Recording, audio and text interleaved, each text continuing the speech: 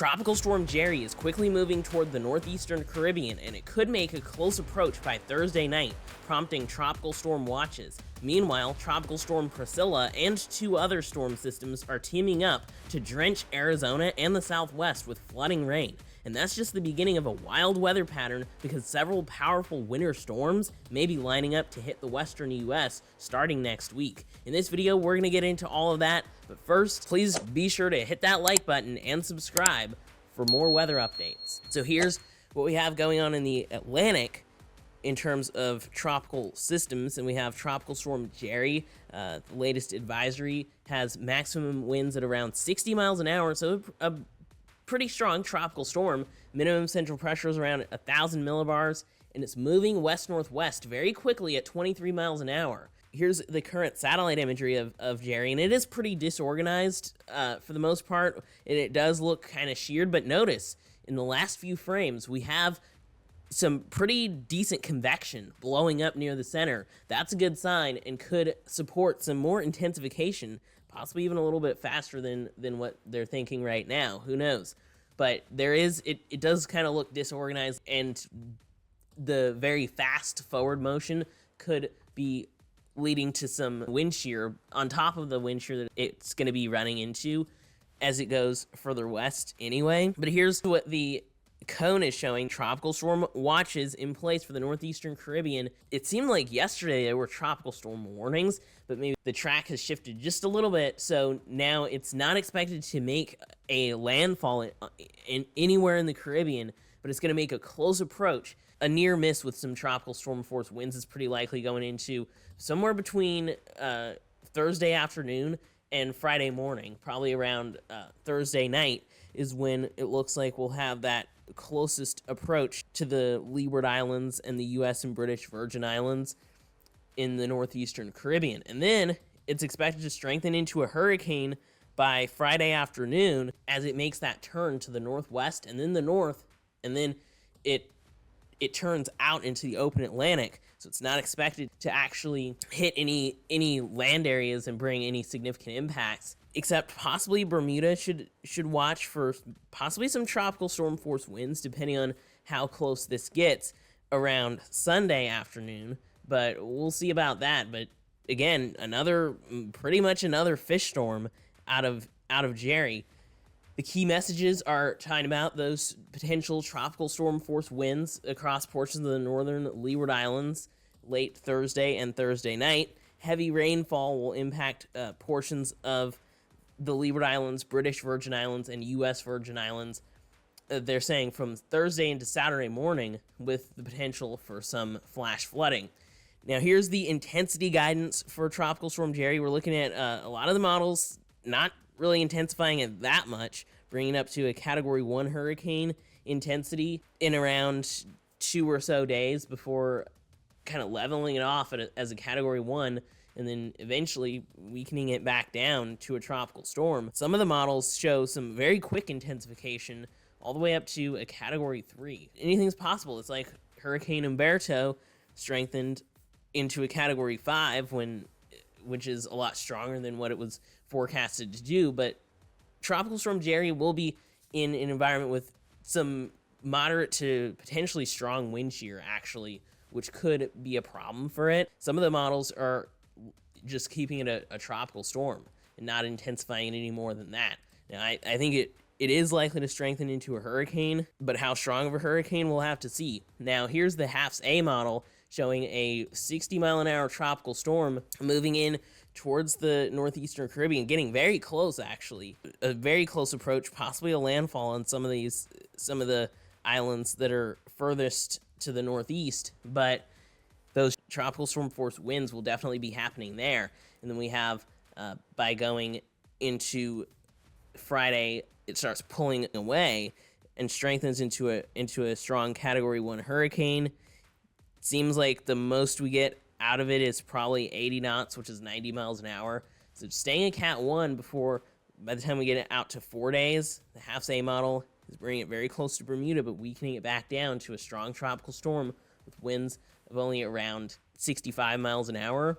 And some of that lack of intensification is going to be due to some wind shear on the eastern side of the storm. A lot of the upper level winds are moving away from it, which will enhance the outflow. That's the side where we are already seeing more convection, but on the western side, not so favorable. Wind shear of around 19 knots out of the northwest, which is actually kind of bad for a tropical system, so that could put a significant limit on the intensification, because the upper level high pressure is actually offset a little bit to the southwest. So then we're seeing a lot of these winds coming into the center from the northwest, bringing that shear.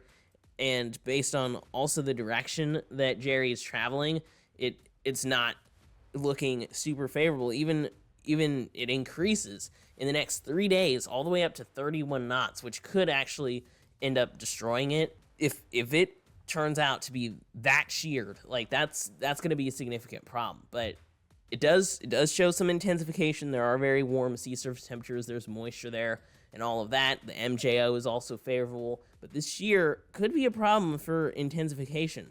But regardless of how strong it actually gets, it will bring pretty much 2 to 3 inches of rain across parts of the northeastern Caribbean, is what the GFS model is showing in terms of rain totals through Sunday. So the rain will be an issue, with the heaviest rain, of course, remaining offshore to the northeast of the Caribbean, with the center of Tropical Storm Jerry. Now, here's a look at the GEFS ensemble, showing that there might be some more tropical activity behind Jerry that we'll have to watch. Here's Tropical Storm Jerry turning away from the Caribbean, going into Friday night into Saturday morning. It starts moving off to the north and northeast. It actually could avoid Bermuda by the time we get into Monday, and it's moving quite quickly. So this is not a storm system that's stalling or anything like that, which means less rain for the Caribbean, shorter duration of wind impacts. Not that these wind impacts are very intense anyway, but still a very quick moving storm system. It's out of there quite quickly. But then notice this: we have low pressure off the east coast of the U.S. Now, this could be more of a nor'easter type system, or it could be more of a tropical or subtropical storm system. I think it might be a non-tropical system, just based on what some of the forecast models are showing. But then we have the ensembles are showing another area of low pressure in the main development region, southwest of Cape Verde. So that's going to be something to watch. It could turn into another tropical system. And then, notice this, we have the Central American Gyre. This is the GFS model, and also the Euro model was showing it, which the Euro model seems like it actually sometimes does pretty good with the Central American Gyre. Like, it was showing Hurricane Idalia back in 2023, and pretty consistently, actually. And so we have the GFS and the Euro model showing an area of low pressure around the Western Caribbean, the Central American Gyre, which is definitely something to watch in October. And then the GFS model brings this west over the Yucatan, possibly hitting western Mexico, possibly turning and hitting Texas. That's further out, so we don't really know if that's going to even happen or if it's going to actually hit anybody. But the Central American Gyre is going to be something to watch, and it could go in either direction. It really depends on the steering patterns in place at the time. But we're looking at least 2 other tropical storm systems coming after Tropical Storm Jerry. So that's going to be something to watch over the next week or so in the Atlantic. But then remember, we have the Eastern Pacific is actually pretty active with Tropical Storm Priscilla, Tropical Storm Octave, and another disturbance, possibly a third tropical system, with a 70% chance of forming in the next 48 hours and 80% chance in the next 7 days off the coast of Mexico. And this is Invest 90 in the Eastern Pacific. The next name on the list is going to be Raymond, so possible Raymond forming too. But these 3 storms are actually going to interact with each other as Priscilla moves towards Arizona. The others are actually going to follow and funnel a lot of moisture and a lot of soaking rain into Arizona, which could lead to flooding. So the top one, the biggest, most significant storm system out there is Tropical Storm Priscilla. It was a hurricane yesterday, pretty strong hurricane actually. And now it's weakening down as it's moving over some cooler water temperatures as it approaches Baja California. We see still convection though around the center, which is a good thing. And the wind field is actually pretty big too, just based on the structure of the storm. It's always been kind of like that. But we have tropical storm watches in place for Baja California with the potential for tropical storm force winds as Priscilla moves by. And here's the key messages for Tropical Storm Priscilla. We have tropical storm conditions possible along the Baja California Sur Pacific coastline within the Tropical Storm Watch area this evening. And you can see the wind field on the cone they're showing is very, very close to the coast. And you can see on the satellite imagery those bands really, really racing past the coast there. And interests elsewhere in the Baja California Peninsula should monitor the progress of Priscilla, because this is actually going to bring rain all across the Baja Peninsula, really, a significant portion of it at least. And they're mentioning moisture associated with Priscilla will lead to a risk of heavy rainfall and a flash flood risk across portions of Arizona, but not just Arizona, southern Utah and the Four Corners region into southwestern Colorado and far northwestern New Mexico from Thursday into Saturday. So again, Thursday into Saturday time frame with both Tropical Storm Jerry and Tropical Storm Priscilla. Large swells generated by Priscilla are affecting the Pacific coast of Baja California Sur, as well as portions of the coast of southwestern and west central Mexico. So this is a storm with wide-ranging impacts. These swells are likely to cause life-threatening surf and rip current conditions, in addition to some coastal flooding, even with a 70-mile-per-hour tropical storm, which is close to hurricane intensity, but it will be weakening down quite quickly as it moves off to the north over the next day or two, and the area of low pressure could actually dissipate pretty quickly and become a non-tropical system, but it's not so much about the wind, it's about the rain. There's going to be some significant rainfall. This is the GFS model showing through Monday. We could even just go through Sunday, but through Monday, we're looking at possibly up to 7 inches of rain, possibly 6 to 8 inches of rain just south of Tucson, Arizona. That's a lot of rain. Now, that could be a little bit extreme. You know, it'll fluctuate a lot. If it's showers and thunderstorms, it's going to be not just steady rainfall. So these amounts could vary by quite a bit. But from what they're showing right now, even Flagstaff looking at about 2 inches of rain, Payson looking at 1.5 inches of rain, Prescott looking at 1.5 inches of rain as well. And then even going into southeastern Utah and southwestern Colorado, they could be looking at up to 3 inches of rain there. And so this could lead to some flooding problems. And this is the GFS model. This is not, accounting for more shower and thunderstorm activity. This is what the NAM model is showing. This is a convection allowing model, showing that if we start seeing more shower and thunderstorm activity, we could see as much as 4 inches of rain near the Grand Canyon. So that's some decent rainfall happening in a relatively short period of time. And it's not just Priscilla, it's really a couple of other storm systems. Octave kind of spins around Priscilla with the Fujiwara effect, and then we get potential Raymond moving in the same direction as Priscilla, as what happens is we'll actually have a low pressure trough over California, and then we'll have more of a ridge to the east of it, and that fuels everything in towards the southwestern U.S. Here's the flood risk over the next 3 days. Looking at a slight risk of flooding for northern Arizona, southern Utah, and southwestern Colorado and Four Corners region. Looking at that slight risk of a 15% chance of flash flooding day 3 through Saturday morning. Now, looking at day 2 through Friday morning, a slight risk of flooding even across southeastern California, Las Vegas, Arizona, and the Four Corners region as well. This could even go up if it looks like we're going to see even heavier rain. This could even get upgraded. We'll see, because as we go into the weekend, it looks like there's going to be some significant rainfall happening. And here's a look at the GEFS ensembles, just showing these 3 storm systems interacting. We have Priscilla right here, moves up to the north. We have pretty much, as I said, we have a trough over California, and then we have kind of a ridge building to the east of these storm systems, and that pretty much points out where they can actually go, right in between those. So then what happens is Priscilla goes into Arizona. Then we have Octave right here, and then this is potential Raymond, and it spins up pretty quickly, and some of the ensembles are showing a potentially pretty strong storm system, at least a tropical storm with that, and then it quickly races into the southwestern U.S. perhaps, but that's kind of, you know, a lot of tropical activity that is causing impacts, actually. Even if it's not a very powerful hurricane, we're still seeing impacts with the heavy rainfall.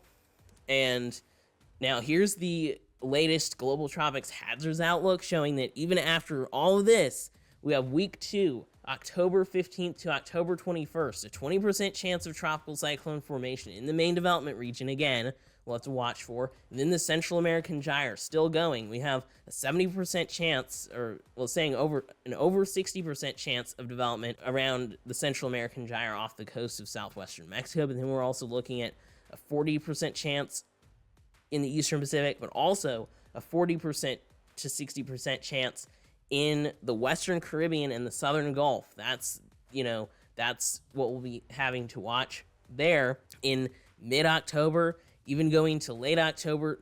The Central American Gyre area is still going with areas to watch. And the MJO does support this. Right now it's favorable over the Eastern Pacific and the western part of the Atlantic. That continues even into October 13th and October 18th. It actually expands a little bit into the Atlantic more before it starts fading down as we go into the end of October, when it looks like we could have the MJO shut down the tropics, or at least suppress it a lot. And we're looking at very unfavorable over Africa, so not much from any more tropical wave activity. And this would be when the hurricane season is probably going to be winding down, but we could still see a couple more systems, before that happens. And so we could get close to the forecasted number of storms. And we're already getting very close to the forecasted number of hurricanes and major hurricanes. And so, this could definitely happen. And then as we go into November, we're probably not going to see too much happening. Maybe one storm is possible, but, we'll see what happens there. Then, even if the tropics shut down, then we have to go into more of winter weather. Interestingly enough, after these storm systems hit Arizona and the Southwest, looks like we could see some winter weather affecting the western part of the U.S. starting as soon as next week. So here's a look at the GFS model showing that rain moving into Arizona as soon as starting tomorrow, Thursday, and then it continues Friday into the weekend, and then we start seeing this potential Raymond really shooting in more moisture. Then we have this storm that I was talking about with potential subtropical development off the east coast of the U.S., but it looks more like a nor'easter type system if you really look at it. So probably not tropical. But then we have more heavy rain. This is showing Raymond, and this is in only like 4 days. So this is happening quickly. And so we're looking at more heavy rain over southern Arizona, and then that could lead to several more inches of rainfall before we see this up to the north. Notice all this rain and even snow. This is a storm system hitting California, hitting the Sierra Nevada mountains with some snowfall going into Tuesday, October 14th. So this is in less than a week. We start seeing a winter storm, and then that blows up into something significant over the Rocky Mountains, even into North Dakota, and then brings in a lot colder temperatures as well behind it. And then we see another storm system possibly bringing in some snow into the mountains in Utah and Colorado, like the Four Corners. Maybe even, it almost looks like Arizona might get in on a little bit of snow. That would be interesting if that is something that could happen. We're looking at October 16th, seeing that possibly, and then after that, seeing more storm systems hitting the Pacific Northwest again and again and again and again, like going all the way into October 24th. The GFS doesn't want to stop with some very, very active weather. And then some of these storms go further east and could even lead to severe weather. That's going to be another thing to watch, especially, we have this one around October 14th, October 18th, and then more storms after that, bringing in the potential for severe weather. So the weather pattern is definitely getting active and staying pretty active over the next couple weeks with the tropics, and also potentially the start of winter weather. So that's what's happening out there. If you liked this video, please be sure to hit that like button if you haven't already. Share the video and make sure you hit the subscribe button and turn on notifications for more weather updates on the tropics. Thanks for watching. Extreme Weather Zone out.